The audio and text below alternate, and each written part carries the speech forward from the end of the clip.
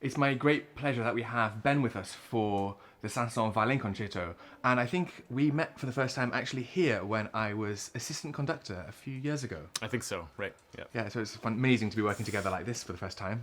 I know. It's kind of back home for me a little bit, kind of coming back to this orchestra. And could you tell us a little bit about the violin concerto that we have today? Sure. This is Saint-Saëns' third violin concerto.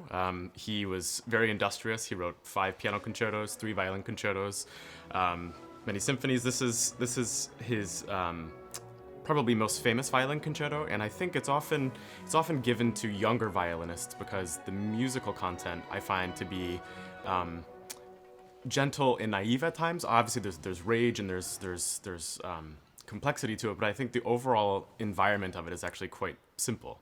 But that doesn't mean that a youngster can fully execute everything. I think it really takes a lot of interaction and very careful planning of sort of seeming naive, but not being completely oblivious to a lot of the nuances. Well, absolutely. So often these kind of naive pieces that are given to young people also are technically really difficult to play exceptionally well. And we were discussing how operatic this piece is as well. I mean, it's kind of a combination of opera and a bit of this kind of Spanish influence also from the piece that, from the violinist the piece was dedicated to. Right, yeah, of course. We don't, unfortunately, there was a great violinist, Pablo Sarasate, Spanish virtuoso. We don't have any recordings of him playing, obviously, but you can get a sense of what type of performer he might have been through the way that Saint-Saëns wrote for him. So, of course, yes, there are some Spanish influences, but I hear so many sort of Italian ideas. Like the second movement is the kind of the swaying of the orchestra is a little bit, you can imagine like a gondola in Venice or something, kind of just boat rocking.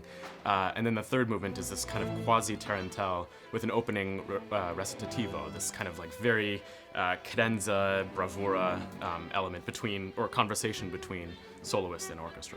Absolutely, and it's fantastic to have these influences from different countries, especially at this time when we've not been able to travel for quite some time, though you have travelled here from home in New York for this concert. But how has this last year been for you?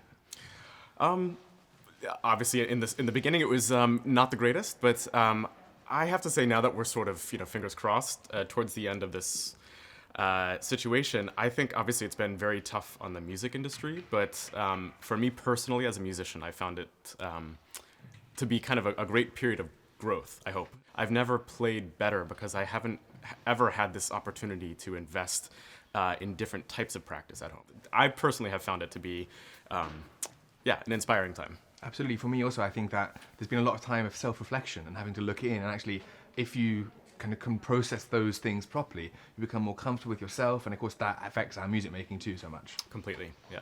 Well, it's been great talking to you, and so fantastic, as I said, to work with you here with the CBSO. And now is Saint-Saëns' third violin concerto. I hope you enjoy it.